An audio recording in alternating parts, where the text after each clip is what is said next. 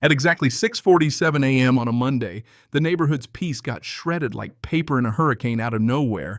A candy apple red Lamborghini Aventador came barreling down our sleepy cul-de-sac exhaust, wailing so loud I swear every bird in 3 zip codes shot straight out of their trees. The thing screeched to a stop right across my driveway gate, blocking me in like a neon warning sign from the universe. There I was standing in my bedroom, toothbrush hanging out of my mouth, just blinking at the insanity below. Because the driver, and you really can't make this up, was this platinum blonde woman in yoga gear and a hot pink HOA windbreaker. She hopped out, flipped down her shades like she was in a music video, rolled out a yoga mat on my side of the sidewalk, and without even glancing at my gate, started filming herself. Welcome back to Mindset with Karen. Today we're claiming space not just emotionally, physically too, and that includes parking wherever the hell we want. She said it loud enough to rattle my window. I damn near choked on my toothpaste. My name's Darren Quiet Guy, ex-military engineer. I live out on the edge of this small suburban neighborhood, technically just outside the HOA, or at least it used to be. I like solitude machines and folks minding their business, which, as luck would have it, made me a perfect target for Karen's crusade to turn everything within her reach into part of her own little empire. But that morning was a new record even for her. I had a job interview that day 90 minutes away at Atlas Defense Systems, a place that worshipped structure and punctuality. 3 weeks I'd prepped for this, and now this circus. So I threw on jeans and a t-shirt, grabbed my briefcase, and stormed out. As soon as my feet hit the gravel, Karen spun to face me, flashing that smile of hers so fake it could have been recalled by the FDA. "Morning, Darren Love, the flannel real country chic." I cut her off. "You're blocking my driveway. I have somewhere to be." She just stretched like she couldn't hear me. Then with a wave declared, "HOA guidelines clearly state communal access lanes aren't private property during community hours." I blinked. "Community hours?" She shrugged. "It's new. We voted last Thursday. You and who your cat?" I shot back. She gasped, clutching imaginary pearls. "That's rude. Mr. Whiskers is our treasurer." I could actually feel my blood pressure rise. The thing about Karen wasn't that she didn't get boundaries, she did. She just redrew them wherever she liked, like she was queen of this little kingdom. Just last week, she'd put up new signs at the entrance, "Karen's cul-de-sac, HOA president forever." Some people thought it was a joke. I knew better. And now her 300K car was blocking my exit on purpose. "One last warning, Karen. I'm serious. Move the car, or I'll find another way out." She just sipped her green juice and narrowed her eyes.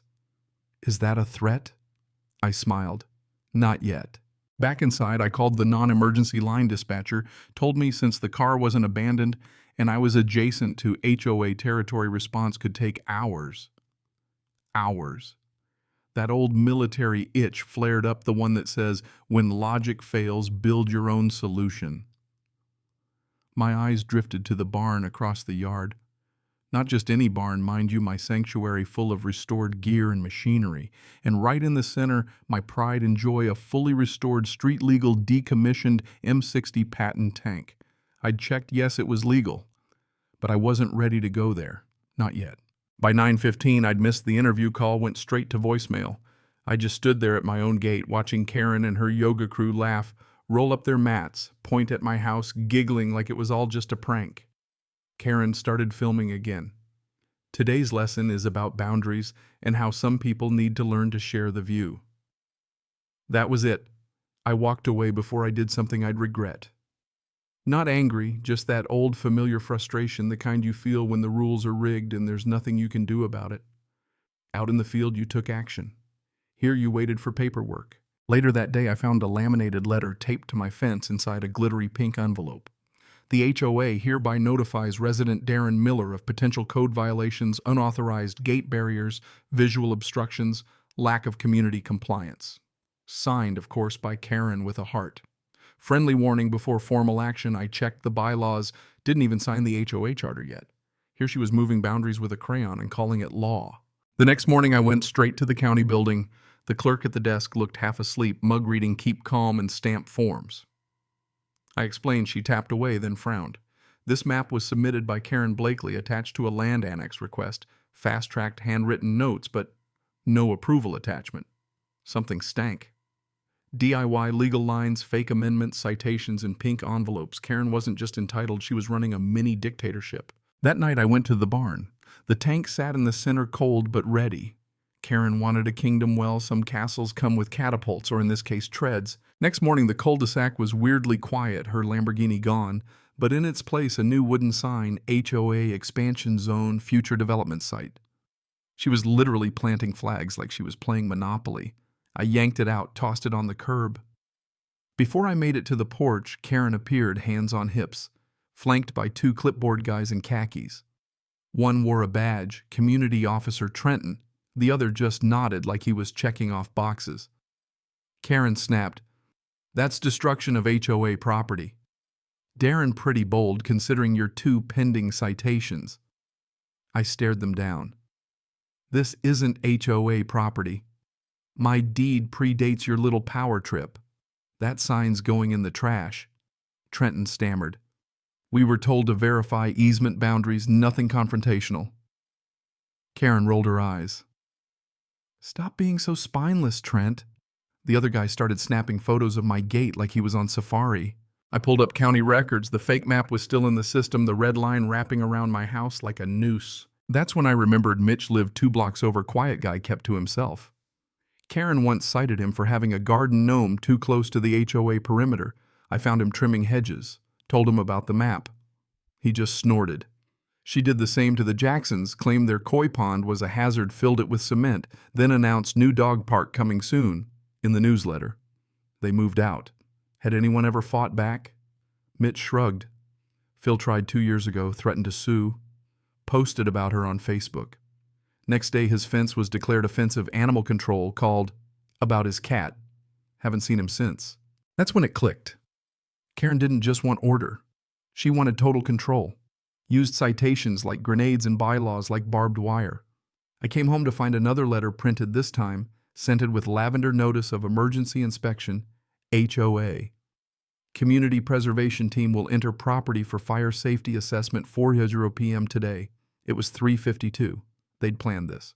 I bolted to the barn doors, wide tank gleaming in the sun. Karen showed up on time, flanked by her goons and a tall fire risk evaluator in a vest. He stepped inside, saw the tank stopped in his tracks. Is that real? Restored M60 Street Legal Historic Preservation Initiative, I said. He flipped through my folder of documents, legal clearance insurance, a letter from a congressman. Karen hovered, hissing. But it's not HOA approved, it's loud and... Trenton added, no parking variance for this vehicle. The evaluator looked up.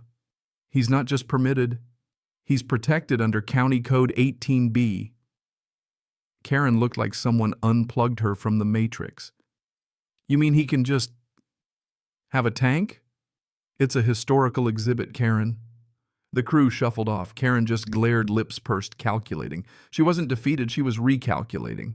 That night I spotted a security camera mounted on a tree facing my barn. It hadn't been there last week. I traced the wire. Karen again, claiming it was for bird watching. That's when it hit me. She was building a narrative painting me as a menace, the next phase of her campaign. So I switched tactics. Instead of hiding the tank, I leaned in, posted restoration photos online, invited veterans, partnered with a high school shop teacher for student tours. Suddenly the story wasn't Karen's to tell, it was mine. Next morning, Karen's Lamborghini pulled up again, but this time she parked just beside my gate, a little warning I could block you if I wanted. She looked at the tank, then at me. This isn't over, Darren. I grinned. I know. That's what makes it fun. She scoffed, strutted off. But something in her walk told me she had something new planned, louder. And boy did she! The following day, a plain envelope taped to my garage. An official summons for a neighborhood conflict hearing at the clubhouse accusing me of weaponized equipment endangering communal peace. Excessive patriotic posturing. Signed by Karen. And get this, her HOA attorney. A guy named Brock Hensley who turned out to be her cousin, who once took an online law course. Enough was enough. I drove to the county office, met a supervisor who finally heard me out. When I mentioned the hearing, he frowned. They can't impose HOA rules on a property that opted out and predates the charter. Your home is exempt. If they move forward, it'll backfire. First real win in days. But I knew Karen wasn't giving up. That night I double-checked every camera, reinforced the tank's treads, because sometimes the only thing people like Karen respect is a wall that won't move. Next day, a glossy flyer in my mailbox: driveway yoga returns now with celebrity guests. Front photo, Karen posing in front of the tank. She'd turned my barn into her set. Later, delivery trucks rolled up stages, speakers lighting inflatable flamingos. It was an invasion disguised as wellness.